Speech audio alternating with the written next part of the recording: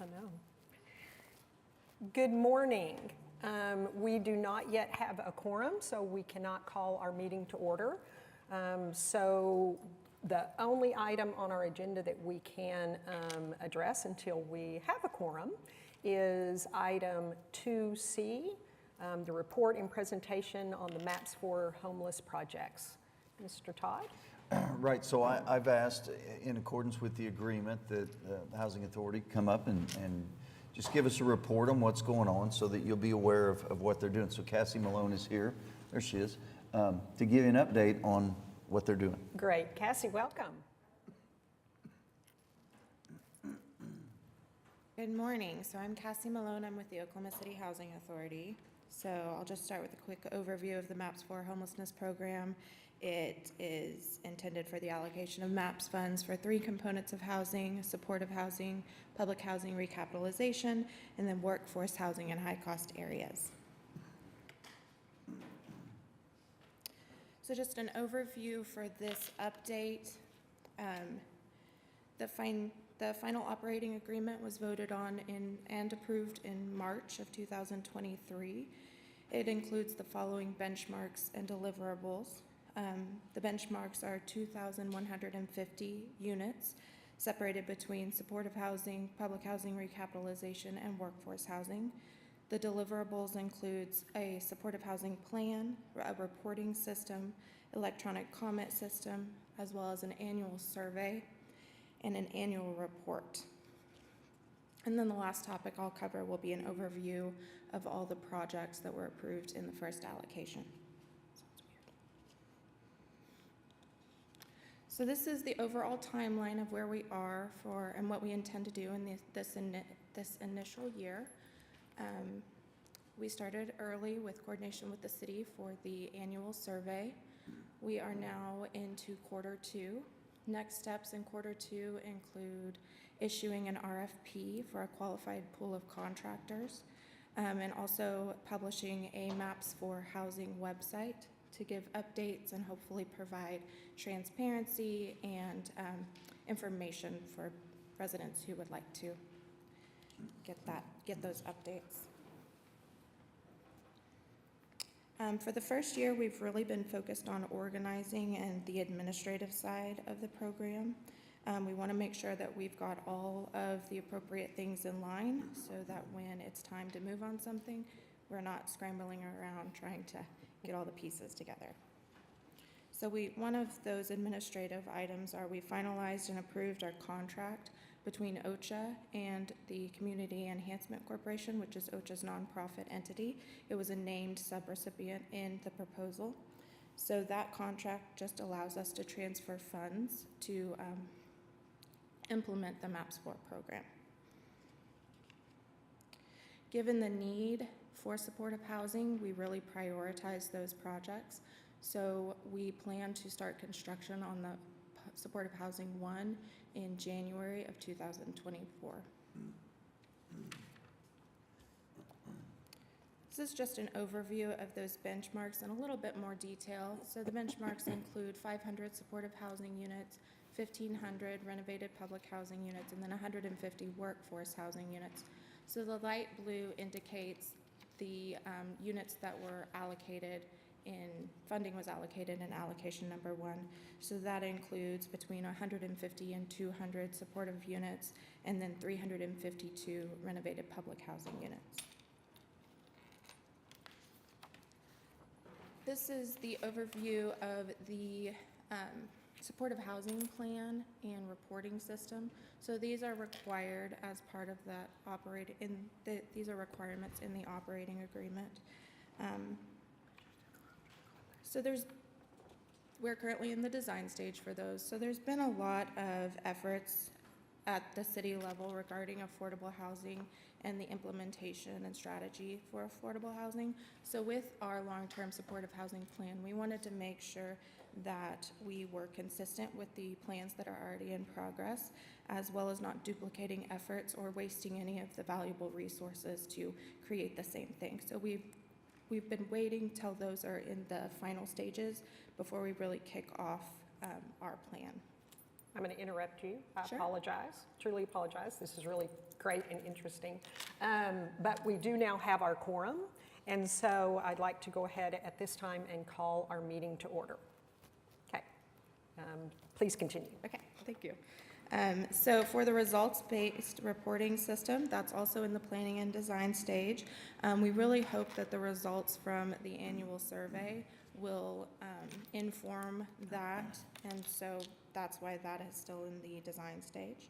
For the electronic comment system, that's intended to be integrated into the Oklahoma City Housing Authority's website, and we are currently redesigning our website and then switching it to a .gov platform. Where we are in that phase is we are looking at best practices and how to maintain confidentiality for residents when that's appropriate. Also, as part of OCHA's plan to increase the residents' ability to communicate with OCHA regarding needs and concerns, we are hiring a call center specialist representative. The intent of this position is to answer questions, handle complaints, troubleshoot problems, and streamline resident maintenance and management needs. So that position is currently open. We've had quite a few respondents, so hopefully we can fill that position quickly. The next item is the annual survey. So this is a joint venture between the Oklahoma City Housing Authority and the City of Oklahoma City. We began planning for this quickly after we were awarded the operating contract. The survey was published to Housing Authority residents the week of August 14th. It was distributed via mail. Overall, we have had an excellent response. The third party that's administering the survey, ETC Institute, have reported that we've exceeded the number of return surveys that would get us to a 95% level of confidence in the results. The survey was closed last week, and so we should be getting a final report of those surveys in the next few weeks. This is the overall status of projects approved in allocation number 1. So as we said, we did prioritize the supportive housing ones. So we are really excited to announce that we do have a property under contract for our supportive housing 1. Because of some nuances of the purchase agreement, I can't give the exact location of where it is right now, but it is within the approved area that was listed in the operating agreement, and it already has zoning in place. What I can talk about is kind of the programming aspect of that development. So it'll be between 75 and 80 units of supportive housing. It will be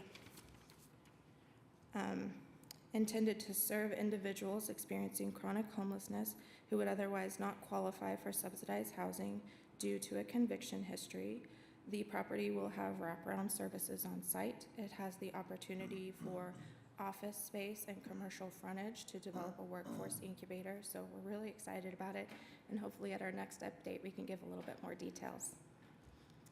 The next one is Oak Grove. That is a public housing recapitalization. It is located across from the Dell campus. We are currently in pre-development for that. It was recently awarded a tax increment financing funds to allow for pre-development funds as well as some infrastructure improvements to the area.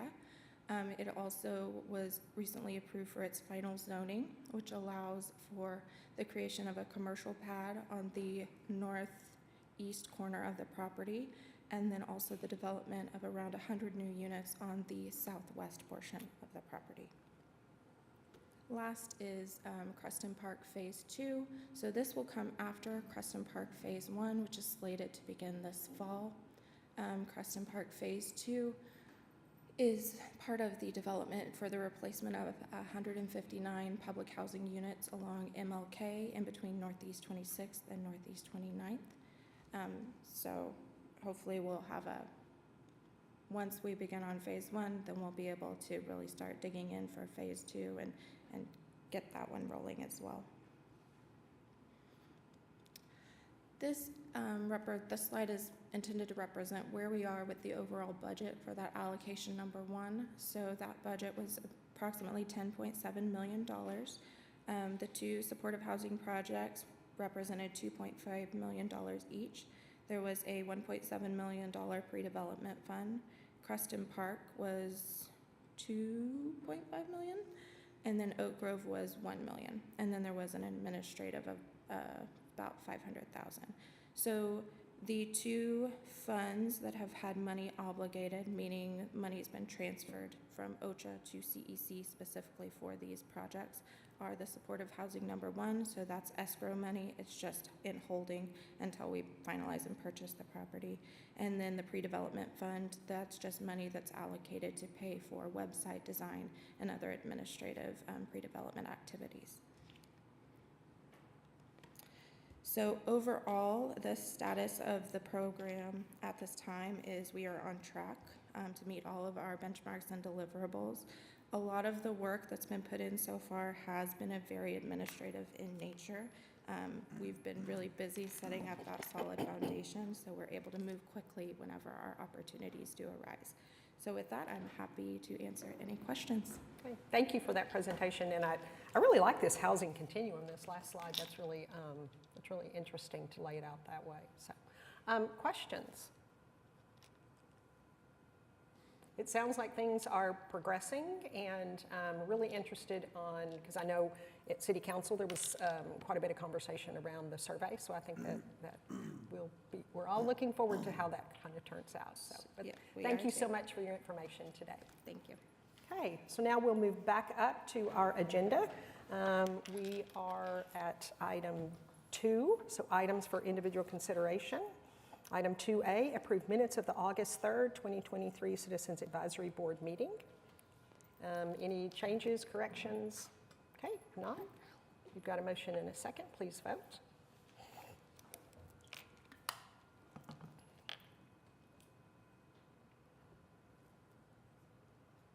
Okay, the motion passes. Thank you. Moving on to item 2B, receive the MAPS4 monthly financial report ending July 31st. Right, so you have in your packet your financial statement, as you said, for the period ending July 31st. You'll notice that there's no interest listed. There's still some accounting things until they close out the books. We don't have all the numbers, but those will show up in the next month or so. So on the revenue side for the month, $12,475,483. Fiscal year, $12,475,483, and total of $420,682,610. On the expenditure side, $105,772. Fiscal year, $105,772, and total of $168,235,686. If you have any questions, I'll try to answer those. Any questions for Mr. Todd? But I failed to also point out, we're still 2.1% above projections. Always love that. Any questions? Okay, if not, take a motion and a second to receive.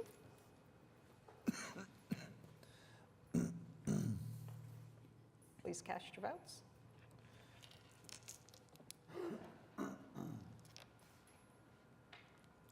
Okay, motion passes. Thank you. 2C, report and presentation. Oh, we just did that one. Sorry about that. 2D, recommend approval of preliminary report for the MAPS4 Family Justice Center, vicinity of North Hudson Avenue and West Park Place. So we're starting to see more preliminary reports here today. Obviously on the agenda, and we'll start off with the Family Justice Center, Palomar. Jessica Beebe from AHMM Architects is here to go through this report with you. Good morning. Hello. Good morning. Like you said, we're here to summarize the preliminary report for the MAPS4 Family Justice Center, created in collaboration with MAPS4, ADG, and the Palomar teams. Before we get started, I just wanted to clarify one key term I will be using throughout the report. Typically, when an architect says client, they're referencing the project client, but in this case, client is going to be referencing survivors or those individuals seeking services at Palomar. Great. So here we'll start with the site. At the beginning of the project, we reviewed various building locations within the east portion of the block centered in the image against site conditions, zoning, and code requirements. However, as we started to get into the programming and receive that feedback, it became clear with the majority of the client spaces needed on the ground floor, the project would benefit from a larger footprint. Therefore, it was agreed with the MAPS 4 and Palomar team that the most successful location, highlighted in red here, would orient the building site north-south along Hudson and be bordered on the south by West Park Place and at the north by Northwest 11th. This would maximize the building footprint and also allow for any future development towards the west inside that block. The benefits of this location, keeping it close to the existing Palomar building, helps the recurring clients that come back to the building multiple times to maintain that familiarity with the surrounding site area. We remain close to 2 streetcar stops, one on 11th and one down on 10th, and then the various bus stops in the area. So while Palomar is the primary operator of the building, they have the support from numerous organizations that will also occupy the space with them. We kind of group these guys all together and reference them as partners. In total, there are 42. The 23 you see listed here are the ones that we got to meet one-on-one and get their feedback. Not only did this help us understand what they do and how they use the existing structure to help and support each client, it also really allowed us to see the passion they have for this program. So jumping to timeline, a majority of those meetings were split between 4 key programming workshops that were at the beginning of the design phase towards the left of the timeline there. These meetings were held in close collaboration with MAPS 4, ADG, Palomar, and their partners. Those partners were able to provide essential information and details regarding the space requirements for the current use, as well as future program growth, with emphasis on how to improve the workflow of the new building from the perspective of both the client and those that support them. While those early meetings helped to create a foundation of knowledge, we continue to meet and receive feedback from those partners and Palomar throughout the process and continue to do so. So task 1 kind of started at the end of October and went through the end of June. We are now at the final stages of that task 1 preliminary report. We met with subcommittee on Tuesday, and we aim to seek council approval on the 12th. So now that we had a better understanding of the program, we were able to assist Palomar and their partners in prioritizing their needs in order to develop the final program and the detailed area schedule. We worked in tandem with an estimator to verify the scope of work would be compatible with the overall project budget. It was a priority for the main client spaces to be located on the first floor. So you will see that there's client spaces, medical services, along with the more public spaces, cafe and community hall, sharing that approximate 31,000 square feet at grade. As we move up to the second floor, that mainly holds the offices and shared office spaces for Palomar and their partners at 22,000 square feet, while the third floor at about 19,000 square feet is split between therapy services and multi-use spaces. And that all comes to just under 73,000 square feet for the building. So now that we understand how the building wants to operate and the types and sizes of spaces and what levels they want to be on, we kind of step back to the site to see how we can get that to work. So the proposed site is outlined in that dashed red line. We've accounted for the fire rating setbacks, pedestrian zones, and the varying topography across the site, which varies as much as 13 feet diagonally. However, to realize the full potential of that kind of rectangular footprint, the city reached out to the owner of that small southeast corner lot in regards to acquiring that land. That offer has since been accepted, and that acquisition is moving through the typical process.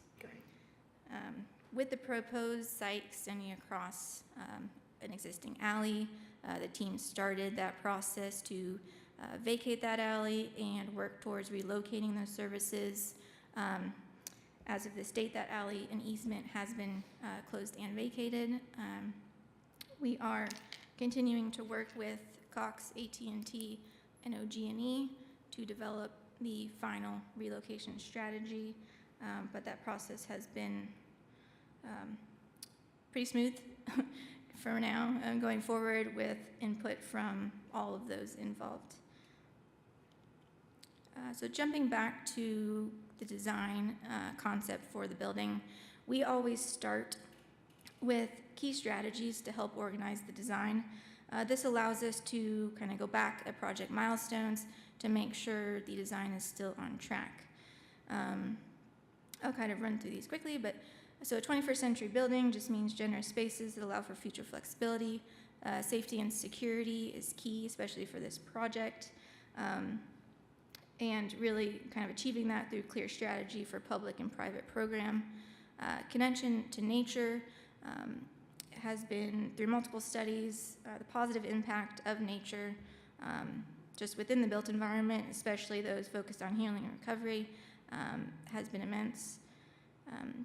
Coherent entrance is very important to this project as well, because the clients may be approaching the structure under a lot of stress, and so making sure the entrance is well defined, they can find it easily. Healing and support. The main focus of the program is to encourage just that, and it is our job to make sure we give them the space that facilitates that. 6 is a little more challenging, since the nature of the program, at least on the ground floor, is about privacy and security. We are still tasked with creating a building that activates the street edge and also contributes to urban development. And then 7 and 8 kind of go hand in hand, and kind of simply put, the building needs to stand the test of time, and one strategy is to make the best choices for long-term building energy use. We also look back to previous projects that we've done, taking key characteristics from those and putting those towards the new building. The image on the left is the Alder Center. That's a London project, but that is a building developed for grieving parents who have lost a child. But we really liked the scale, kind of the residential feel, the materiality, and the consistent views to the outside in each of these spaces. And then the one on the left is from the Bob Moore Auto Group headquarters, and that was dealing with a very deep, dark floor plan, and where we punched small courtyards into that plan to really bring light and nature deep into that plan. So now we'll walk through the floor plans and the program on each. On the first floor, there's a lot going on, so I've kind of broken that down into a couple of slides. Here we start just with the entrance centered on Hudson. This does a couple of things. It allows us to adjust for the change in grade, and allows us to keep a consistent floor grade throughout the building. Here, this lobby really wants to do 2 things. It wants to invite people in and make it so that people feel comfortable approaching the building and entering, but it also needs to give a seating area or space that's kind of tucked away for those already inside that don't want to be seen from the outside. As you move through, key strategy was trying to simplify the main circulation of the building. So there's one long corridor at its spine, which also connects to an exterior walking path, kind of creating a loop. Off of this corridor are 2 key client spaces. These are the intake areas, and these have 18 intake rooms, kind of organized around 2 what we call living rooms. These are the areas where the clients will go and can spend up to an entire day, where the partners will come down and meet with them. So trying to create multiple conditions of within that environment, so some people feel more comfortable sitting within the open seating area, while others feel more comfortable going into a room with more privacy. Here we also account for small computer nooks at each living room for the clients to access the internet. Each of these rooms are arranged in a way around these living rooms so that each room has an individual view to that planted courtyard where they're not overlooking any other space. Then supporting client spaces kind of come off of that. The 2 blue rectangles, south of those 2 living rooms, there is a kitchenette and a client store. These kind of act as extensions from those spaces, further breaking down that long corridor so it doesn't feel so long. But the client store gives the client opportunity to come get clothes, pantry items, toiletries, animal supplies, and then the kitchenette is an area for them to get food, coffee, heat up a snack. The yellow block at the right-hand side of the plan is the child sanctuary. So if a parent comes with their children or child, the child can be supervised and play at the interior playroom, and it also has the ability to for an outdoor playground into the courtyard. So the remaining program is kind of pulled to the exterior of the building, which kind of creates an additional buffer for all those client spaces, which we try to really focus them closer to the western portion of the site so that they could be around the courtyard and improve the access to natural daylight and views to the landscape. So here on the lower right-hand corner, we have the forensic and kind of medical area of the building. This is where they will provide forensic exams and just medical services. On the opposite left, in that orange, that is the animal sanctuary. So if you come with pets, they can also be cared for while you're there. And then again, the public program, the cafe and community space at the lower left-hand corner of the map. So moving upstairs, this is laid out more of a typical office floor plate. This is where all the partners will have office space and associated kind of the break room. As you come up the main core in the center, there's a large break room and meeting space. Tried to collect all of the cellular offices to the center of the plan along the spine, allowing windows or light from the exterior windows to reach deeper into that plan, where you'll see more open office space.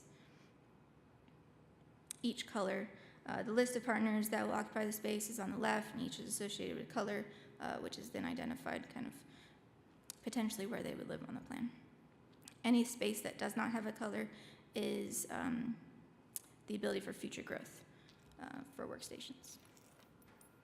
As we move up to level 3, this floor plan is split with the green area on the right-hand side indicating all the therapy services. So this is services that if clients have moved through the program but they want to come back and keep seeing a therapist, they would do so here. And then on the left is a mixture of multi-purpose rooms that can be used by Palomar or potentially the public to give lectures, meetings, hold seminars and classes. So the main color palette that will move through the entire building was chosen based on the emotions or feelings that they evoke, as identified through color theory. So we tried to pick 4 key families that would help us unify all of these various rooms. Since we do have quite a large building and a lot going on in it, simplifying this palette to help with wayfinding and also just create a consistency throughout the design. So starting at the exterior at the base, for materiality, the base of the building is proposed to be clad in brick. This creates a strong, solid base that wraps the client program. At the first floor, only punching windows into public spaces or less sensitive areas outside of the main entrances. The entrances at grade kind of fold in to further emphasize where they're located, while that first kind of solid band above holds the building perimeter to create overhangs at those zones. As we move up to 2 and 3, and those grow from that solid base, you start to see a horizontal rhythm of solid versus glazed banding, series of solid panel inserts into the glazed band are placed at a kind of irregular interval, supporting flexibility on the inside where we need walls to come to the exterior. That mirrored finish kind of helps create, maintain that consistent glazed look. And then additionally, we're using that green color at the exterior, creating a gradient from light to dark as we move up the building. So now we're just kind of walk through kind of a series of renders. So this is looking at from the southeast corner. Pivoting to get a little closer. Here we're focusing more on the cafe entrance. If you were to take the streetcar to the site and you get off at the West 11th Street, this is how you would approach the building. And then again, the east elevation, the main entrance kind of in the lower left-hand corner. And this really shows the kind of structure and rigidity we're trying to implement in the facade using a panelized system that kind of follows from top to bottom and kind of playing within those modules. And this is getting slightly closer to the front entrance. Now we move inside, so now we're inside the main entrance into the reception and lobby space. That green color folds into this space, trying to create a clear visual connection once you enter the building all the way through to the main courtyard at the back. Here we jump to one of those living room spaces, trying to, again, keep that scale small, bring in multiple aspects of light, from roof lights to windows. This is the potential child sanctuary, nice double height space in their large play area. Out those windows to the left would be the exterior playground, and then tucked behind that wall to the right is more of the office and restroom and supporting programs. We move up the building. This is the partner level at their break room, just keeping it clean, open, nice views to the east. And again, we move up one more. This is that large community space on the third floor facing south. And to jump back outside quickly, this is just kind of the overview of the landscape strategy. We really think it's important for the building and the landscape to work together, especially in that western courtyard, to create an environment of support and healing, and give them a little bit of a small sanctuary to enjoy, focusing on species that provide interest throughout the year, work with our local climate. We've based this off of sun studies that we've done in that courtyard zone and the surrounding site. And then we'll end on the cost estimate. So at the end of task one, we had the work to date estimated. So the project budget is just a little bit above 26 million.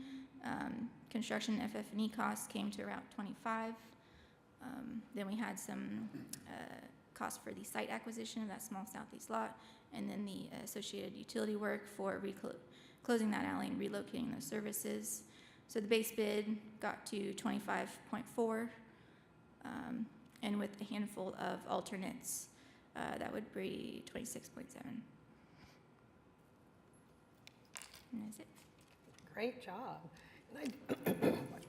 And I do want to say the operator reached out to me.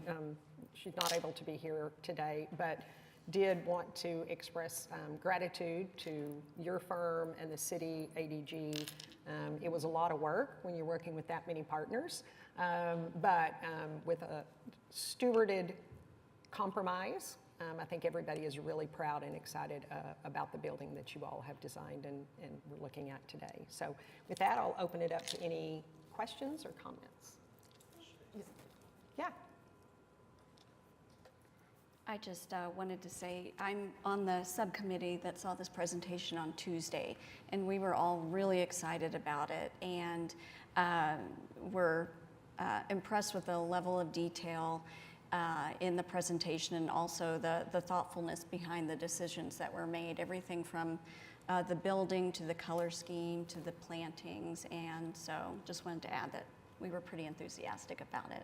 Great. Thank you, Jessica. Thank you. Yes, I got to participate in the art committee for the art that's going to go in this building. And the committee was really pleased with the artist that was selected. And the artist just took all the elements of the design and is playing with the natural light, the windows, the color palettes, and it's just going to be a great addition to this beautiful building. So, yes. That's exciting. Great. Anything else? Any other comments or questions? Okay, yes, Chelsea. I'll just reiterate what everybody else has said. This is the first time I've seen this presentation, but I really find your choices to be very thoughtful and very honest to not only what Oklahoma City needs, but this is a place that I can see in our future that is actually stewarding the future of our citizenry. So really thank you for this work. This was a beautiful presentation. Thank you. Thank you. Great. Okay. Right, anything else? Okay, with that, I would take a motion and a second to recommend approval. Okay, please cast your votes.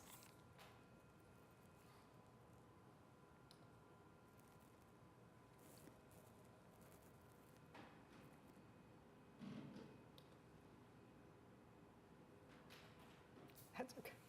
Do you have it on computer? Oh,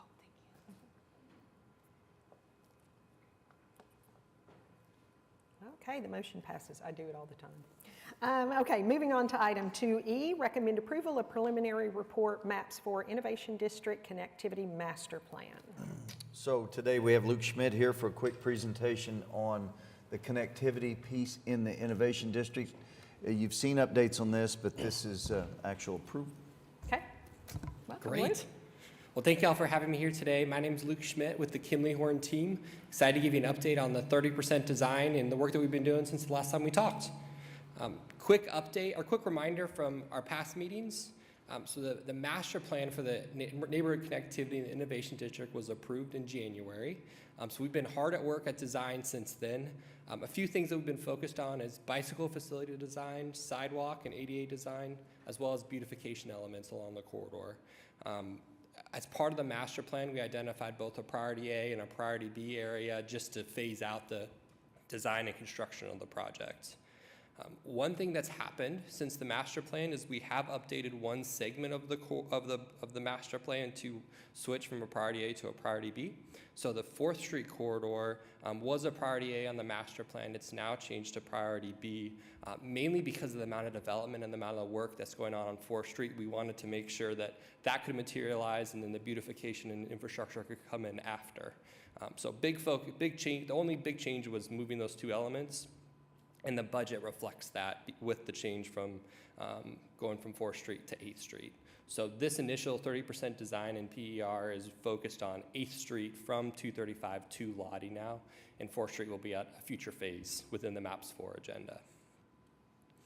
So here's just a zoom in of that segment that now priority A is from Lincoln to Lottie on 8th. So with that, we want to hit on a few of the elements of the proposed improvements within the study area. First and foremost is bike facilities.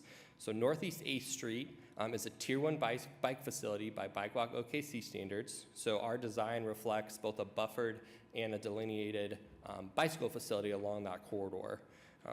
Here's an excerpt from the plans, so you can see how we're utilizing the outside lane for bicycle facilities. You can see on the cross section that you show on the right how that bike lane would operate on the corridor with the delineators and separation from the vehicle travel lanes. So again, from Convergence to Lottie will be that Tier 1 bike facility tying into the Lottie bike lanes that are under design right now under our separate contract. Another element as part of the design was a focus on ADA and sidewalk connectivity. So first and foremost, filling in gaps, but then also addressing existing sidewalks that have ADA compliance issues, replacing those with compliant sidewalks. This project's designing both 5-foot and 6-foot sidewalks, depending on if the sidewalk is on the back of curb, it'll be 6 foot. If it's off of the back of curb, it'll be a 5-foot wide sidewalk. One of the things during the 30% design was really focused on how do we work within existing right-of-way as much as possible and come up with designs that accommodate some of the trickier areas within the study corridors. So here's an example of a few different areas that we were working through to make sure that all the infrastructure improvements could be within right-of-way. Another thing that we're focusing on with this project is intersection upgrades, making sure that they're both ADA compliant and easily accessible. So traffic signal upgrades will include those push buttons that you see on the screen that are ADA compliant, as well as the countdown pedestrian signal heads will be upgraded at signalized intersections where they're not already there.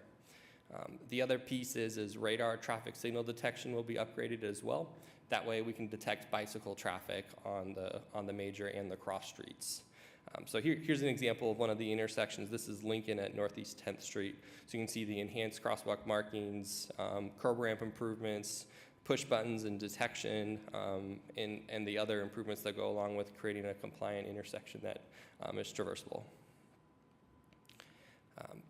Talking a little bit about beautification, one of the elements that we were focused on the 8th Street corridor was providing a place that people want to walk. So from a shade standpoint, we've seen over the last few months that shade is very important. So that's one of the elements we're looking at is opportunities to introduce trees along the corridor and pedestrian focused amenity zones where we have benches, additional shade, trash receptacles, bike racks. These elements will play along the corridor to provide opportunities for people to stop. So here's an example of one of those amenity zones along the 8th Street corridor. So you can see how we provided a section where the sidewalk goes around an amenity zone with benches and shade opportunities. And we plan on using pavers to further delineate that space as a place to stop along the corridor.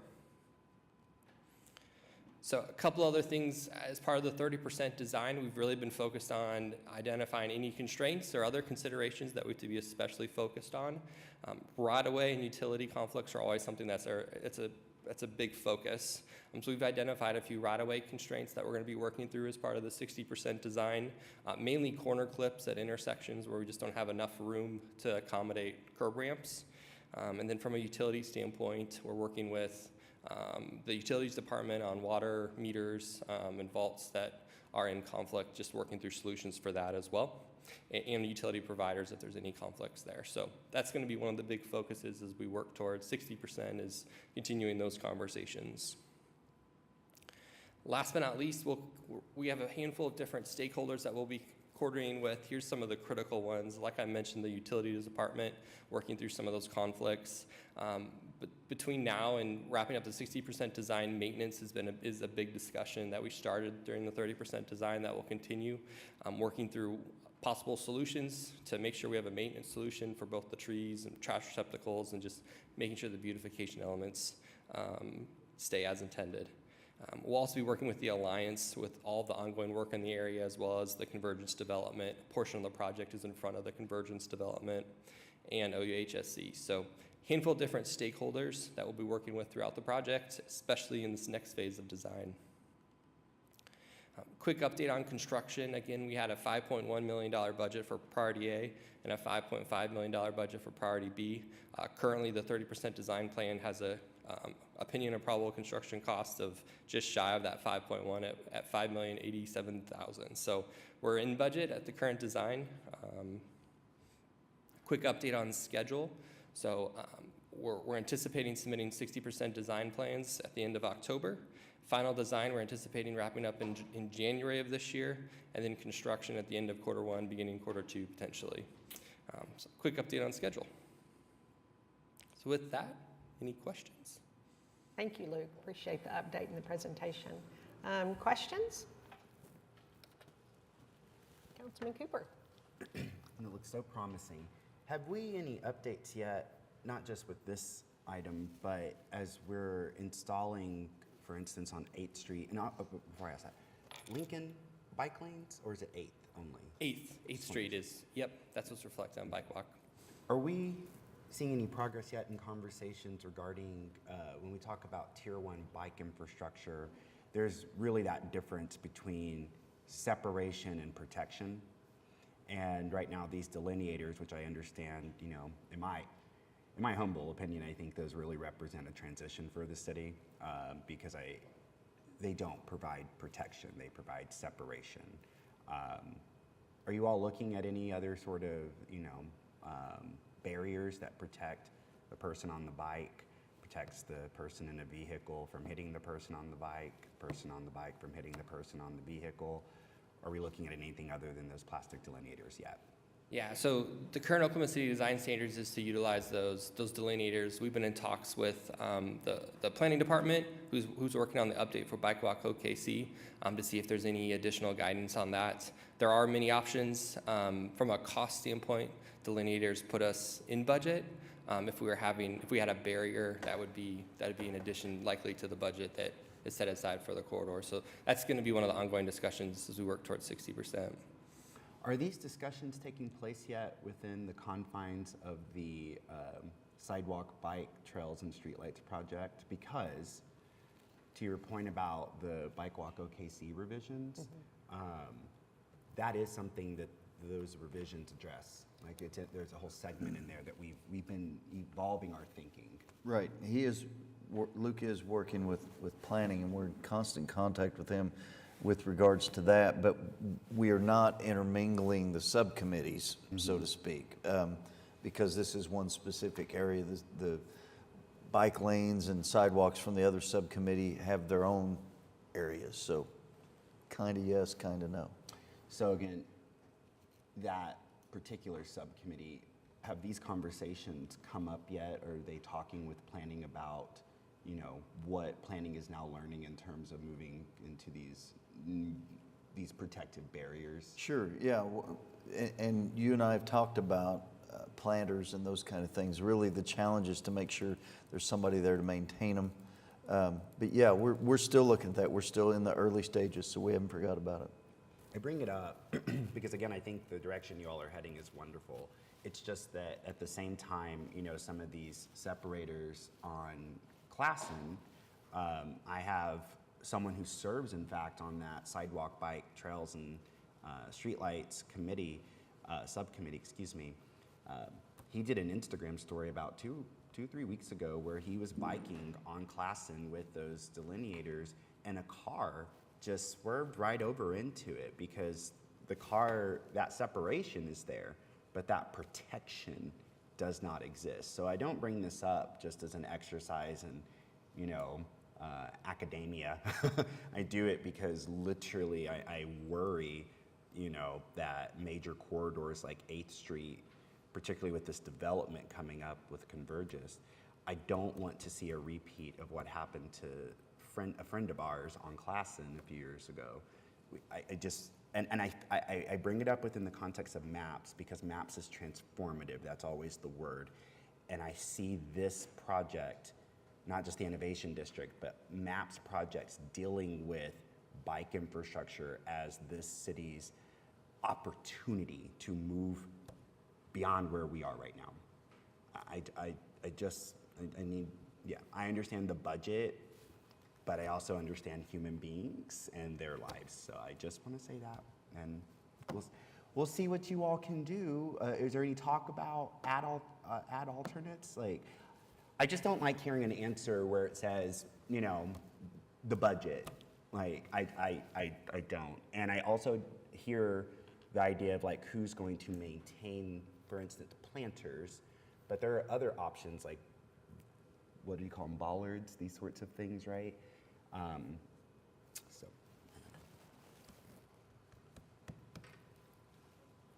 Oh yeah, no, there was a question there. Are you all looking in the ad alternates?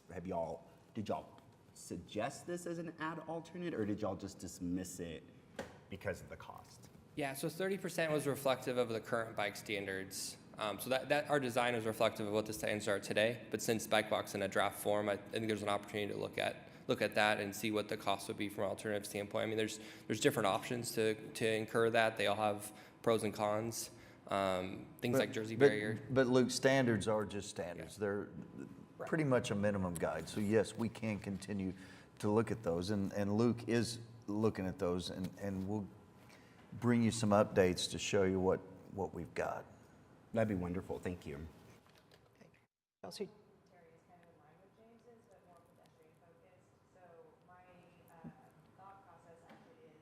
Chelsea, I'm not sure. No your mic. microphone Okay. is Do I have to on. hold it the whole time? No, just Okay. press it. No. Maybe I'll just hold it like this. Okay, I'll just hold it like this. There we go. Okay, sorry. Thank you. When you mentioned, so in what is now priority A, my understanding, this intersection, basically anything that impacts Lincoln. I'm looking at Lincoln, and the thought of crossing Lincoln as a pedestrian is death. Like, literally, it is death. And so I'm wondering, I'm hearing James's comments, and I'm looking at Lincoln. I'm understanding that we want to make, you know, a larger area of town more pedestrian and bike-friendly and multimodal at the same time. But I'm wondering does it actually serve us a little better? Like, I'm literally looking at the intersection right now. There's no pedestrian protection. There's no trees. There's no bump outs. There's no concrete even that would help somebody who's walking across that street.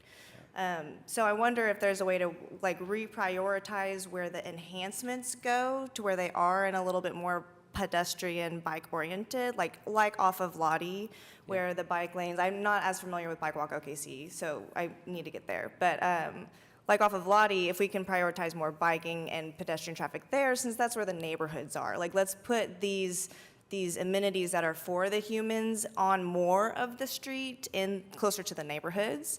And that just feels a little bit more accessible for, you know, I think what the actual activity is happening in this area.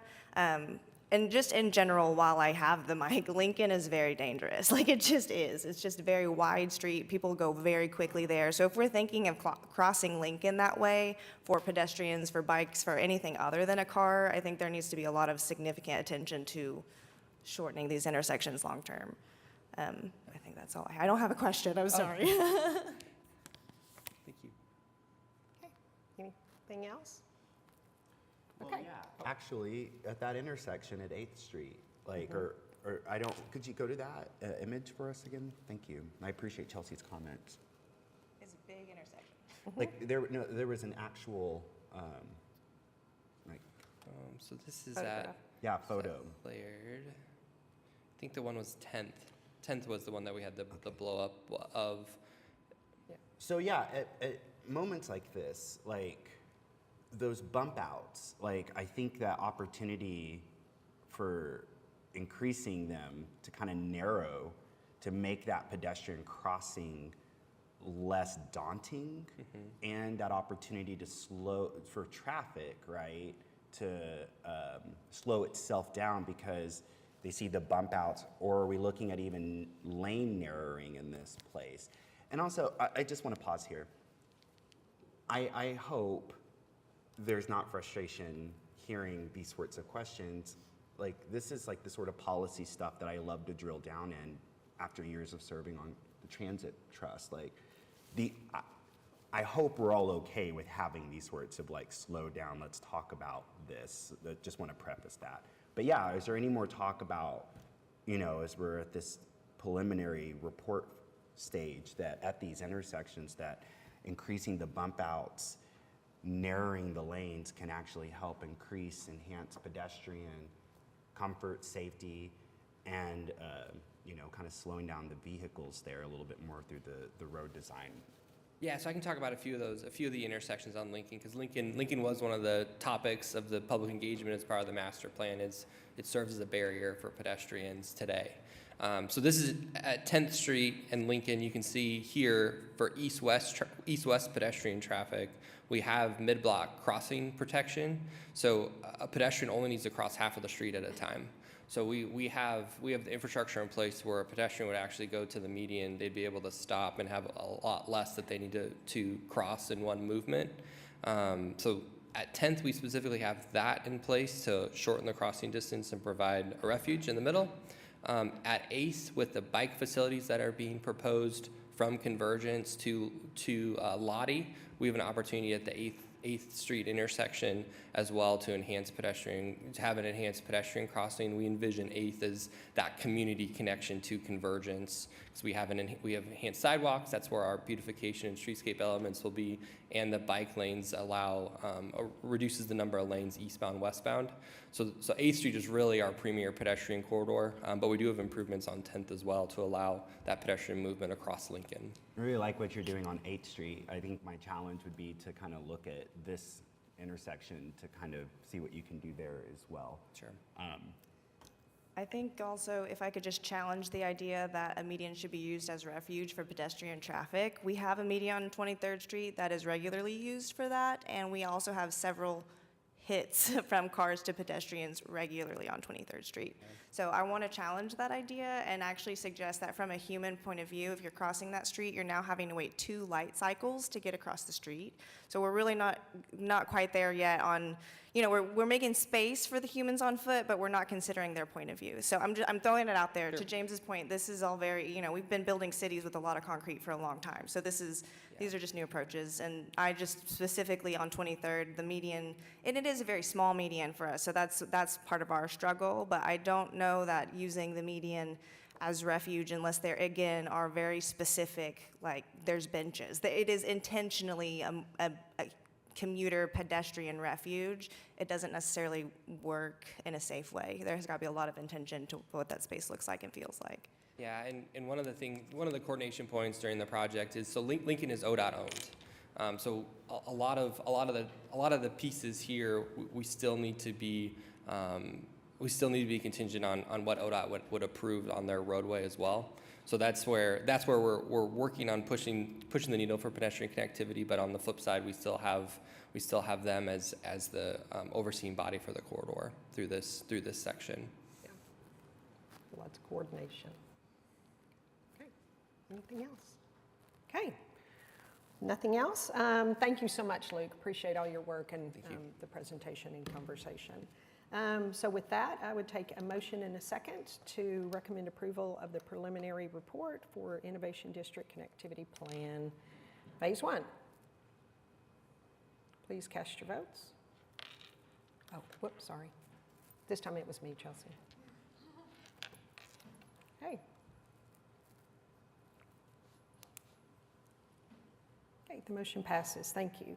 Moving on to 2F, approval of preliminary report for park enhancements, public space transformation, river phases 1, 2, 3, and 4, vicinity of the First Americans Boulevard.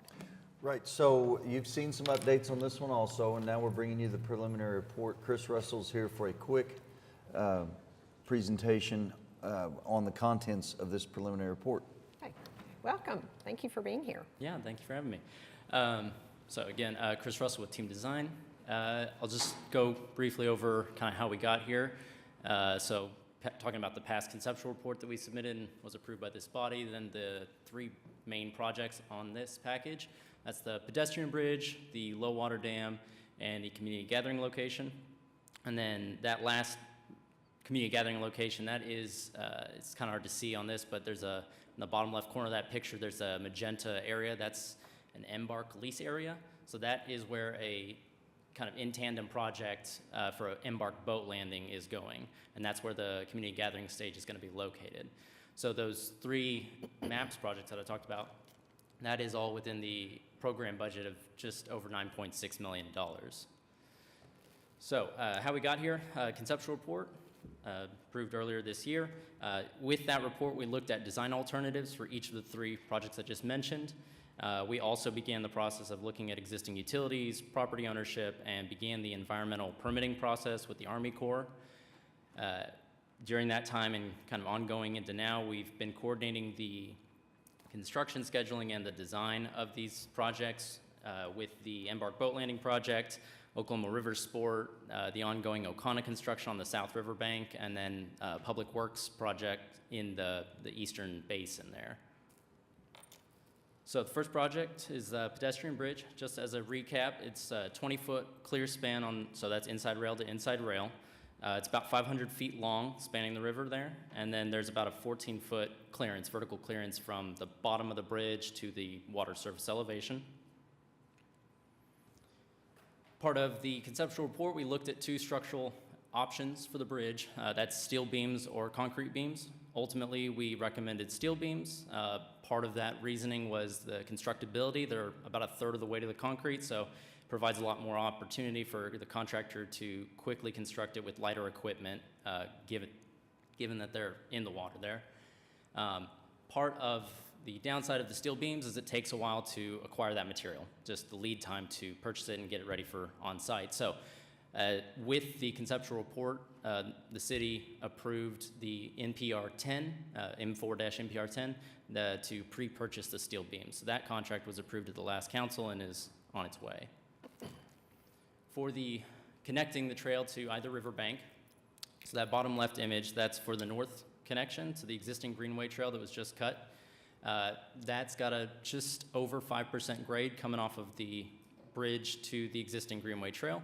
So we've included an ADA switchback ramp there for ADA compliance, and then we've also included about 400 feet of reconstructing the existing Greenway Trail because we anticipate that, I know, we anticipate that site is being used to construct the bridge. So that is going to be reconstructed with this one. Oop, too fast. For the south connection, so you can see it in green there now, that is the Embark lease area. All of the MAPS project has to be constructed within that Embark lease area. So unfortunately that south connection is a little bit shorter, which makes it steeper. So it's just under 10%, but again, we have an ADA switchback there for that compliance. As far as amenities go, we looked at several options for the bridge, some of which we are planning for the base bid, so it'll be constructed with the initial construction of the bridge. The next slide I'll get into some of the future amenities that could be added to the bridge if funding becomes available as things go forward, but ultimately the bridge will be structurally designed to accommodate all of that loading up front. So some of those base amenities, that includes hand railing for the bridge as well as deck lighting for safety, and then these on the bottom left image there, that's just a representation. We're not set on any symbology yet, but that is a symbol that'll be inset into the bridge piers, so that'll be under the deck. And then here are some of those future amenities. So one of those that we talked about is the decorative panel that's on the side of the bridge to cover up the steel beams, and that'll have some backlighting there. Additionally, we talked about adding light poles along the bridge with some banners, so that'll have that RGB beacon kind of on top of the light poles. Just some of the options we're looking at. So going through summarizing the budget there, as I mentioned, the steel beams have already been awarded, so that came in at just over $1 million. For the rest of the bridge construction, we're estimating at just under $5 million, but that does include cost for barge work for the contractor to actually operate while the water is up in the river, so it's a contingency there. Then the last couple items there is for the north connection, that south connection, and the bridge amenities, we have allocated a budget of $750,000. That brings the total bridge estimate to just over $7.3 million. Second project on this package is the low water dam. So that's about 1,400 feet downstream of the existing dam. It's just a little upstream of an existing gas line that's crossing over the river there. So a lot of design criteria, but some of the key ones, minimum 4-foot pool depth in the new basin that's being formed. That new pool depth should have no impact to the existing eastern dam's operations and maintenance. So in that left image, you can kind of see it there. There's a concrete spillway with some water shooting out. So the new pool depth won't rise above that. For the new basin that's being formed, we're planning to have a notch in it so that it can be flushed out so that maintenance crews can access it for removal of sediment and debris. And then in general, long-term, we're wanting to ensure that we can maintain water quality in this new basin because of its shallow depth. So based on our preliminary hydraulic modeling of this project, we're seeing about just under 1/10 of a foot of rise, so it's 1.5 inches there, but that is causing, that would require a CLOMR or a LOMR, that's conditional letter of map revision that we would submit to FEMA because we're changing the base flood elevation there. We've already submitted the CLOMR to the city for their approval before we go on to the next process and up the chain there, as well as this project will need a city floodplain variance. So with the conceptual report, we ultimately recommended this fixed crest sheet pile dam. Just kind of going over the elements of that, it's about 500 feet long of sheet pile that does cut into either riverbank. The purpose of that is to prevent that new basin, the water from seeping underground and kind of undermining going around the new dam that's being formed. That sheet pile will be driven into bedrock, so based on our geotech, that's about 15 feet below the existing channel bottom. There's a notch at the top of the dam that's matching the existing river width, so that'll be in kind. Downstream of the new dam is going to be some riprap for about 30 feet that'll just protect from erosion. Along the top of the dam is going to be a cap that can either be concrete or steel, but the point is to just protect that ragged edge of the sheet pile that would form during construction as they drive that in, so just kind of clean cap there. And then, as I mentioned previously, the notch, that'll be located near the south river bank. So the estimated cost for the dam is $1.9 million. Two last points for the dam project as a whole. We have to construct a new access road so that maintenance crews can get down to the site. That's about just under 700 feet long there. You can see in that right image. We also have to construct about 1,400 feet of an existing road coming off of Eastern to get to that point. So those two costs are shown there, bringing the total for the dam project to just under $2.3 million. The third project is the community gathering location. So as we work through the Embark boat landing project and this MAPS 4 project, it was determined that the entire Embark lease area would be graded and landscaping. All of that cost is going to be included with the Embark project. So what that did for the MAPS project is it really just focused the scope down to the stage alone. So some of the elements we have for that design include a venue up to 2,400 people, a concrete oval stage with an overhead roof structure that'll cover at least half that stage, as well as some electrical power and paved walkway to access the stage. So right now we have an allocated budget for that, for the stage and all those pieces as $540,000. The last project that is part of this overall MAPS 4 package is the river beautification along the river. But to date, that is the last priority of these four, and the exact scope and extent of that river beautification is going to be reassessed as we get through the first three projects and we can reevaluate the budget. So to summarize, the first two projects, the pedestrian bridge and the low water dam, the estimate right now on those at this 30% stage with this preliminary design report, that is about $10,000 within budget. So what that does is the stage is the third priority on that list, but that will be reevaluated, same as the river beautification, but we'll be reevaluating whether or not that could fit in the budget. Potentially the budget changes as we go forward. It'll just depend on how the costs come through on the bridge project and subsequently the dam. But regardless, we are designing it based on that allocated budget, $540,000. That's the target. And so with that, that's all I have. We're proceeding. We'll go with the pedestrian bridge. I just want to add something. So what Chris is saying is at 30% completion, there's a lot of contingency built into these just because they're not far enough. And at this point, it looks like the stage will be a challenge. But as we continue to fine tune this and the estimates and know where we are, that could very well get into budget, so to speak. We also have contingencies, and as Councilman Cooper mentioned a while ago, alternates are always an option that we always do with these projects, to have them there just to see how it shakes out. We go through a lot of care and use a lot of people to do these estimates, but right now construction's a little wild and you just never know how it's going to shake out, and you could get some really good bids and we're able to work it in. So I'm just pointing out, let's don't write this off just yet. Right. No need to panic yet. That's right. I think anybody that's even done any home construction understands that Exactly. things change. So, but thank you for clarifying that. So thank you, Chris, for your presentation. Any questions? Yes, Chelsea. I might have just missed this because I was trying to catch up and understand, but can you explain the purpose of creating a dam, and then do you have or have you in the process an ecological report of what might happen when you dam the water in this location?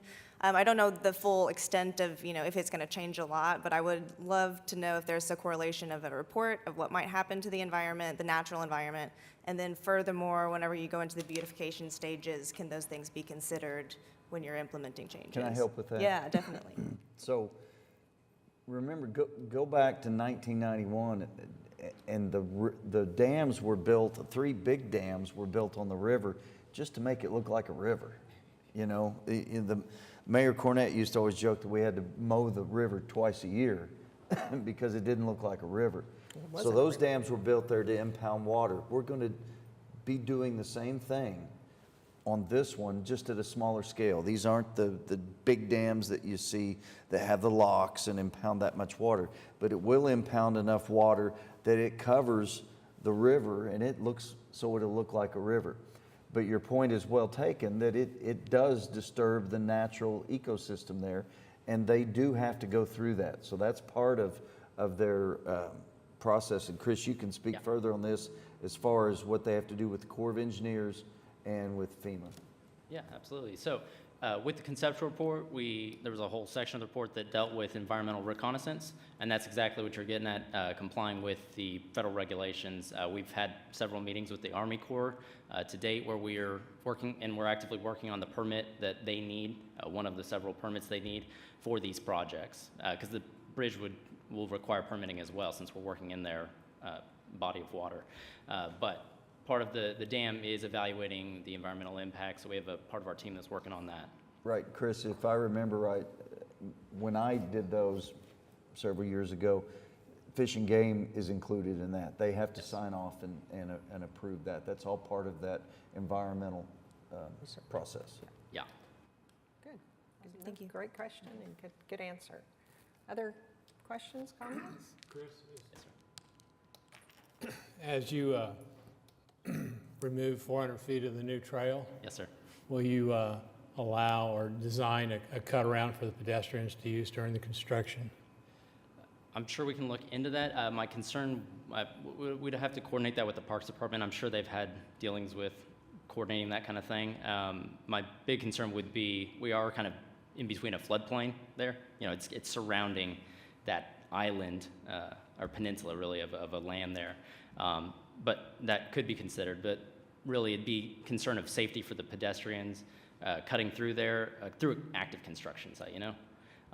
But we can coordinate that with the Parks Department, I'm sure, going forward. How long do you anticipate that being closed? We're still working through scheduling. I think we have allocated, it's less than a year. The bridge is going to be open, is scheduled to be completed end of 2024. So Would there's be my recommendation that we do everything we can to keep that trail open. That's what I was just getting ready to say, is we'll work with the contractor to make sure they're not just storing materials over there and blocks it off. But a bridge is a pretty unique structure when you're working with water still underneath it. So they may be able to work from one side. We'll do our best to minimize that. Yeah. But having pedestrians in a construction zone is a little unnerving as well. Yeah. Yeah. So, safety. Any other comments or questions? Okay. If not, I would take a motion in a second to receive or recommend approval. Okay, please cast your votes. Doesn't always want to cooperate. Motion passes. Thank you. Okay, moving on to item 2G, recommend approval of final plans and specifications to be advertised for bids for the maps for CB Cameron Park raw water line. So we're still working through plans and details on the soccer facilities themselves, but the city was fortunate enough to acquire some ARPA funds. And this project meets the requirements of ARPA funds. Austin Burton is here to go over this real quick, to give you an idea of what's in here. It's not MAPS funds, but it is being done with MAPS funds for the design, and it has to do with the MAPS projects that we're ultimately going to do, so we're bringing it to you. Good. Welcome. Good morning, my name is Austin Burton with CEC Engineering. We're the consulting engineer and project manager for this project, as well as the CB Cameron and South Lakes project that this is a component of. I will keep this brief for you all. So as you see here on the screen, this is the boundary of CB Cameron Park, and as well as the boundary of the overall project that will occur as NBS 10 here at Northwest 122nd and Lake Hefner Parkway, just southwest of John Marshall High School. So the impetus of this project The current water bill during peak months is about $30,000 per month. So it's a large expenditure of using treated city water, drinking water, to irrigate this soccer complex. And that cost will only increase as the project and the campus or the complex grows. So wanting to take advantage of the nearby Lake Hefner water supply, you see the water treatment plant just to the southwest of the soccer fields, as well as the fish hatchery. Both the plant and the fish hatchery are fed from the lake water, so it's considered raw water. It's not sewage, it's untreated water, so that is intaken by the plant and treated there to distribute to the city system. So we are going to bypass the plant with this project and tap into the raw water supply to feed the soccer park's irrigation needs. And again, this was broken off with the help of ARPA funding to accelerate ahead of the overall complex, and that was for the express purpose of getting that water bill taken care of and eliminated as quickly as possible. So this raw water line will serve the existing complex until the time that construction begins on our project. We'll continue to serve the north 5 fields there along 122nd throughout our project construction, which will be to the south of those fields that you see here, see in this photo. Just a basic diagram. The dashed cyan line coming up from the lake is the existing raw water feed. The magenta line represents our project. So we'll have both 12-inch and 8-inch piping, so significant water line piping that will take from that raw water line feeding the hatchery ponds, extend it north of the hatchery, and then along the boundary of the water treatment plant up into the core of the complex. It's about 6,000 feet of piping, and will include 2 30-horse pumps to meet the irrigation demands currently, as well as sizing the system to serve the future complex at its full build-out. Also, a zebra mussel treatment. When you have raw water, there's a problem of invasive zebra mussel species blocking the lines, becoming pretty hazardous, so we have that included as part of this project as well to eliminate that risk. The ARPA fund amount was $1.6 million through the approved allocation back in May of this year under the Oklahoma Recovery Plan. Our final cost estimate is just shy of $1.5 million. If you're interested, this is a more detailed map showing the existing water infrastructure that will be working over and around, being adjacent to the water treatment plant. We've worked very closely with Aquit, both on the attachment to their system as well as the crossings with their system to ensure we have no conflicts and as limited work as possible within the water treatment plant itself. Lastly, on schedule, because of the ARPA funds being federal funding, there's an extended bid window. So instead of a 21-day bid, it's about 4.5 months. That allows 90 days for any interested bidders to be pre-qualified through the city. And then there's a 45-day bid window as compared to the normal 21-day. So that we will have a 4.5-month bidding period. Once we receive council approval next week, that will begin. And then the construction time is about 7 months. A large chunk of that is the lead time to obtain and fabricate the pump system that you see here, which is a custom pump design. That is the end of the presentation. Happy to answer any questions. Any questions or comments? First off, thank you for bringing this, and I love anything that adds sustainability to our projects, so appreciate the entire effort. Any questions or comments? Not, I would take a motion in a second to recommend approval. Yes. Thank you. I'm not sure. Would that be Ward 8? Maybe it is Ward 8. Yeah, Snow. I've never heard anybody complain. Okay, please cast your votes, sorry. Yeah, do we need to, so I think that's an error. It's not Ward 3. Yeah, that is. Do we need to amend that? No, if you want to, I don't It's think considered clerical. material, yeah. Yeah, it's not material. The wrong ward is listed. Yeah, okay. But thank you for identifying that. Okay, please cast your votes.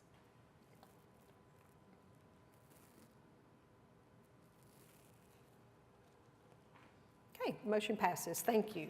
Moving on to item 2H, recommend approval of preliminary project maps for sidewalks and related amenities, Phase 1A. Continuing on with our string of presentations here today and Okay. preliminary reports. Love it. Craig Wallace from SRB, Smith Roberts Baldwin Engineering is here to talk about this first group of sidewalks. Okay, welcome, Craig. Thank you All for right, being thank here. you very much. I am Craig Wallace with Smith Roberts Baldwin, and we were selected, joyfully selected to do the first sidewalk project for MAPS 4. I do represent the over 35 age group too today. I've noticed everybody else was under 35, but anyway.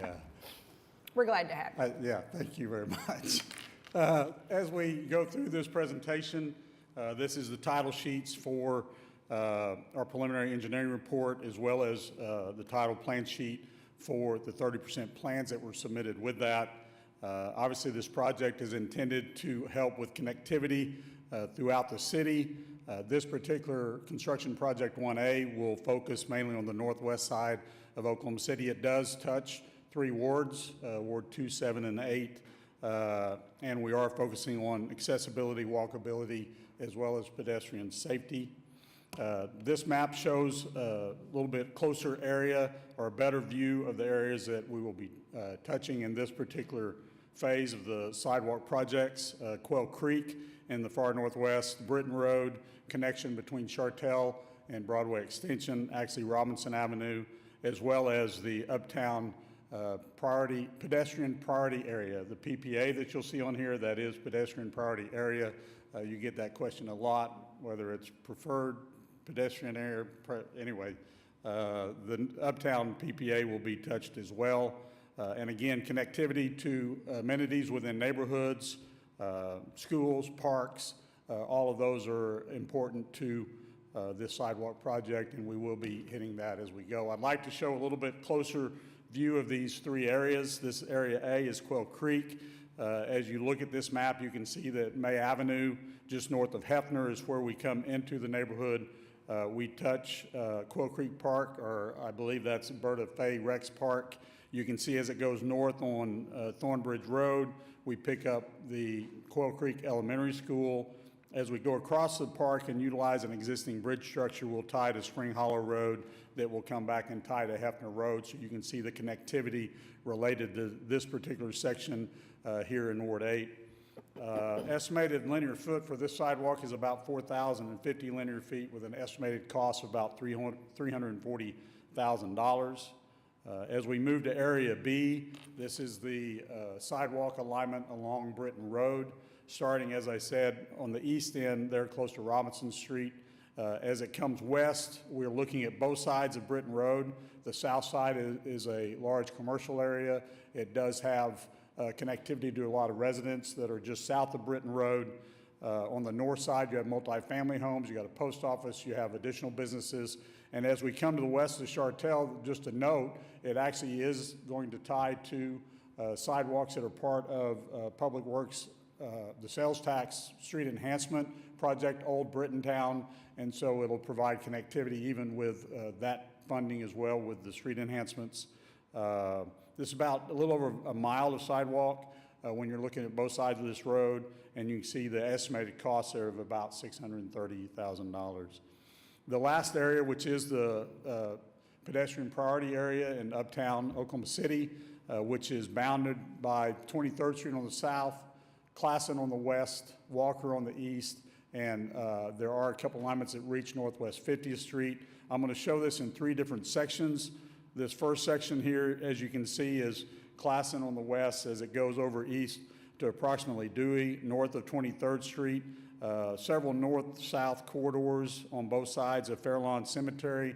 As you look at that, Military Avenue as well.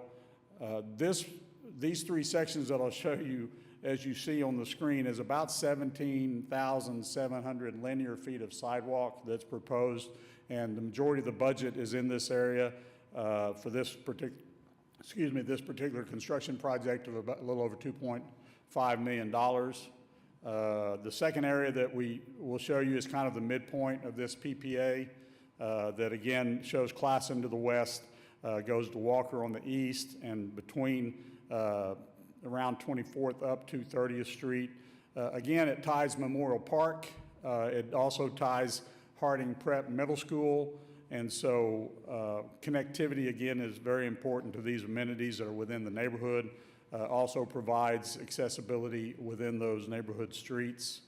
The third section that I'll show, and I'm going to hit a little bit of a, well, it's been a long process on one of these streets, that because we do enter north of 36th Street into the Crown Heights, Edgemere Heights Historical Preservation neighborhood. We know that there was a lot of interest with the residents that were in that neighborhood about options for the sidewalk, design of the sidewalk, how it would affect that designation. And we worked very extensively with the neighborhood association through these preliminary design features. We really appreciate the MAPS department, ADG, as well as even the Gooden Group, Katie, to help us with the neighborhood associations and work through that. And I'm going to show what we did on the design in a couple of areas along 36 and Chartel. So this is actually through a long process of presenting this to the neighborhood association who went, in fact, we had, and Councilman Cooper may remember, we had a preliminary meeting with all the neighborhoods that were open to the neighborhoods to come and voice their concerns, and also proponents to talk about their intent to try to be a walkable community and increase the safety of that walkability within the community. And so from that public meeting, it went to postings of, through social media of different options. We worked with them and came up with multiple different options that were then presented in a survey that was all done within the neighborhood association. And so the option that you see on the screen now is really what was voted on and came out as the favorite option. You look on the left side of the screen, you'll see the existing conditions of Chartel and how it is currently striped for a bike lane and a single vehicular lane for cars. On the right side, you see the proposed of a sidewalk extension off of the existing curb line so that we can raise that pedestrian traffic off of the surface and have pedestrians that are protected by a curb. Also, it helps us to match existing properties more appropriately without features such as retaining walls and slopes and things like that. So you'll see where the vehicular traffic will be on the left side of this northbound lane, as well as a 5-foot bike lane to maintain that connectivity for the bikes, as well as the safety for the neighborhood pedestrian traffic. As we move on, I'm showing you this is a section along 36th Street between Dewey and Walker. This was actually a section that we found to be extremely challenging when we were looking for design options. A tight right-of-way, as you can see on these pictures, this is the south side of Northwest 36th Street, where there's as much as 4-foot elevation change from the top of the curb to property lines. The fence lines are in the way. You have utilities in the way. The cost of right-of-way, the cost of different features like retaining walls, the relocation of utilities really led us to propose an alternate to this section, which I will show you next. And what you see on the screen now is on the south side. If you think of exactly opposite condition on the north side, that's what we have. It's actually, the topography actually drops about 3 to 4 feet below the existing road surface without any space. And so really either side of 36th Street between Dewey and Walker would have been extremely challenging.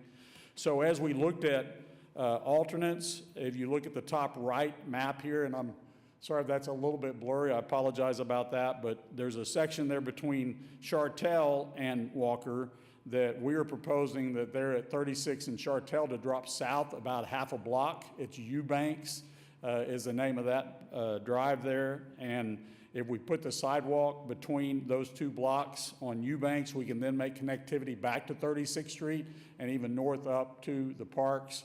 And so that gives us a connectivity that we, if we eliminate the sidewalk, which we didn't feel like we really could consider that, but it does give the same connectivity that we had hoped along Northwest 36th Street. There's actually 3 alternates that are listed on this screen. 2 of them are budget considerations, and I'll show you that on the last slide. But if you look at alternate 3, if we would have kept the sidewalk along 36th Street in the condition on the previous side, based off of utility costs, property acquisitions, retaining wall, sidewalk, that cost of just that one block between Dewey and Walker was approximately $1.1 million. Whereas alternate 1, you can see, is considerably less, at about less than $500,000 to construct a sidewalk in those 2 block areas. The alternate number 2 are the slides that you see on the left and the dark blue markings. And again, that's budget consideration, looking at where sidewalks may have been secondary. There may have been existing sidewalk. We're tying in sidewalk. Because as we looked at the overall budget of this particular construction project, $3.7 million, all of those together would have exceeded that budget. I think Mr. Todd actually earlier mentioned the fact that these are preliminary numbers, that we have to use a per linear foot type price in order to look at the budget. So the amount of sidewalk that we had identified in this project, put that over, we split these 2 alternates, and obviously we'll continue, the design will be done for those, they'll be completed, and as we bid that with bid alternates, hopefully we would anticipate that those also would be completed. But you can see the correlation between the budget, original budget, our proposed budget on sidewalks, and then the alternates and how that laid out. Our next steps obviously would be, if we gain approval of this preliminary engineering report, would be receive notice to proceed to continue with final plans and then advertise for bidding and construction. This is our timeline. The green line indicates when our preliminary report was submitted to the MAPS office. We're now in September. We anticipate that final plans could be completed by the end of the year or right after the first of the year. And then we would go on with the bidding and then construction of the project. And with that, I'll be glad to attempt to answer any and all of your questions. Thank you, Craig, very much. And I just want to say we're about to lose our quorum on multiple fronts. So want everybody to be able to ask their questions, but let's move along. So questions for Craig? Thanks for saying that. I was just going to preface my ask with that comment in the interest of the quorum maintenance. Is it my understanding, because I do have something, I want to drill down on several of these areas. Okay. First, thank you for your work with Crown Heights. That is impressive, super impressive. 2, we would be able to sit with the Bike Walk OKC folk between now and the final plans to kind of look at. I'm very interested in, for instance, Western, because in the next bond, one of the priority street enhancements is a potential streetscape on Western. And so I'd like to kind of start having some early. So there's a lot of packages of sidewalks that I would encourage that maybe we could work that into, because he's gone to great lengths working with planning and Bike Walk to identify these areas. We've authorized him to even start on his second phase, and we're interviewing for some more engineers. So if at all possible, we could work that into near future projects. Does that work for you, Councilman, or? I guess my main question is, I mean, yes and no. My main question, I'm trying to do this so quick, Teresa. You're good. My main question is when, like, I don't want to not do a sidewalk, for instance, on Western between 23rd and 30th. I just want us, and the same again at the intersection of 36th on Western into the Western Avenue District. I just want to make sure we're being intentional about the design of those sidewalks as it's going to ultimately relate to the connectivity of that entire corridor from 23rd to 50th. That's Absolutely, what I'm after. absolutely. Okay. Buckle up, we're gonna have a lot of fun. Okay. Hey, other questions? My comments just really piggyback right off of James's, which is 23rd Street is undergoing a major streetscape. we've heard it's starting October 2024. So I think if we could just be in as active conversation with your team on all of these things, I'm requesting as an Uptown board member that our neighborhoods are going to be really locked down under construction for a long time. So I'd like to be able to coordinate, alternate routes and things like that for the area. So that's really just a comment more than a question. I'm really excited to see this many sidewalks. That's pretty incredible. And thank you for finding these places that definitely need them. Okay. Thank you. Okay. And I will quickly, and I know we're out or close to time, the 23rd Street probably has minimal impact, as you see on this particular screen, to where we're only tying it like 3 different locations, but it is important that we look at that to make sure that there won't be future conflict. And on 36th Street, Councilman, I showed that slide a little bit earlier, is the southeast corner of 36 and Western. Well, actually, we have some improvements. I'm sorry, this is the wrong slide. No, that's 36. So, it is hopefully minimum impact on those enhancements, but we'd be glad to meet with whoever needs to look at that. So, Okay, thank you. Any other comments? I just wanted to briefly add a great deal of thanks to Mr. Wallace and the SRB team for working so closely with the Crown Heights. It's probably one of the most studied 3 blocks of trail that we've ever done. It's probably the most democratic. They actually had an election and a campaign considering the options. So just some additional thanks to everybody that was involved with that. and thank you, Mr. Page, for bringing that up, because Crown Heights and Edgemere Heights, their residential association was very open to helping with that, and they actually did most of that work trying to vet out the different options. And as I mentioned before, ADG Group as well as Katie with the Gooden Group and the MAPS department. Definitely a team effort, so thank you very much. Okay, anything else? Okay, not, I'll take a motion in a second. Recommend approval. Please cast your votes. Okay, thank you so much, very Greg. much. Appreciate your time. Okay, motion passes. Moving on to item 2I, recommend approval of change order number 2 on the Downtown Arena Phase 1 elevator modernization for an amount of $24,780.52. Right, so this is what I would consider routine items for construction projects. Specifically, the bulk of this was some additional smoke detectors that the fire marshal required in the elevator shafts. We like smoke detectors. Okay, any questions? Not, I take a motion in a second. Please cast your votes. Motion passes. Moving on to item 2J, recommend approval of change order number 4, MAPS 4 Downtown Arena Phase 2A scoreboard replacement in the amount of $261,945.45. I hope everyone saw the publicity that the school board got yesterday. It is a fantastic scoreboard, and as part of that, we need additional software and a little bit of equipment to do instant replay stuff. And that's not just for basketball games. That can be for the rodeo. That can be for any other games that might be in there, or any other sporting events. So this is for software and equipment. Okay, any questions? Okay, if not, I'd take a motion in a second to approve. Please cast your votes.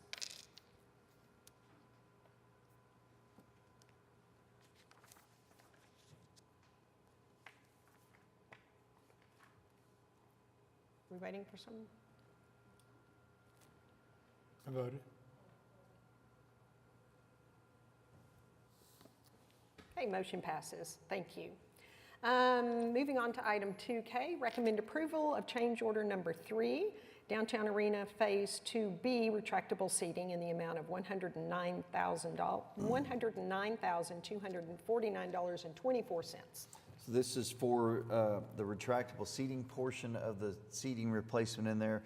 When we change the configuration from hockey focused at the, believe it or not, the seats are focused towards what would have been hockey goals. Now they're moved just slightly towards basketball goals. And in that, there was a leftover little fillet area because of the way that the arena is, and it's not a safe place to be walking around. So we need to put up some handrails to keep people from walking into that area.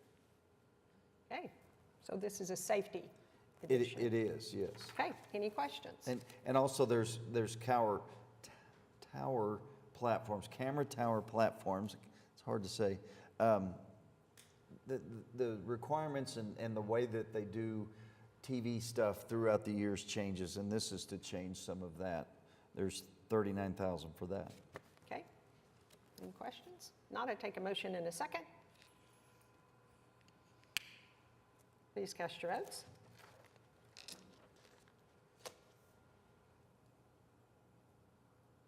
Okay, the motion passes. All right, moving on to item 2L, recommend approval of change order number 6, maps for Fairgrounds Coliseum with an increase of $142,831. I should have mentioned that all these come with the approval from the appropriate subcommittees, but this is for the Coliseum, and I can tell you the Coliseum is going great right now. They've started pouring the second floor. Wow. If you go out there to the fair, you can get pretty close to the site and see it. We actually did a tour with the subcommittee on Wednesday. But there's several items here. We're almost through digging in the ground, and we continue to find things. Reinforced concrete box and storm sewer, some utility bores that were required, storm sewer modifications because we're still digging in the ground. So because we're disrupting some of the usual procedures with the fair, we've got $23,000 to take power down to a ticket booth. The ticket booth used to sit right where the Coliseum is, and now we're having to move it down the street. So just a bunch of little stuff that most are routine, other than the power for a ticket booth. I've never run into that in all my years, but it is legitimate. Never say never. Yeah. Yeah. Okay, any questions? Okay, otherwise I take a motion in a second. Please cast your votes. Motion passes. That's it for our action items. Moving on to item 3, discussion. Do we have any discussion items? Okay, if not. Item 4, advisory board subcommittee reports. Do we have anything in addition to what the action items for today from subcommittees? David? No. Okay. Item 5, update status on MAPS 4 program. I think we talked about just about everything today. Things continue to move along behind the scenes. You know, park stuff's going. Diversion hub's still in design. We talked about the Coliseum. Everything's moving. Good. A tremendous amount of work is taking place, and I think we all are very appreciative. Item 6, comments from board, staff, and citizens. Did we have any citizens signed up to speak today? Great. Anything from board? I just want to say thank you for all of your time. I know between these meetings and subcommittees, you're giving a lot of time to our community, and it's very, very much appreciated and valued. And with that, item 7, we are adjourned.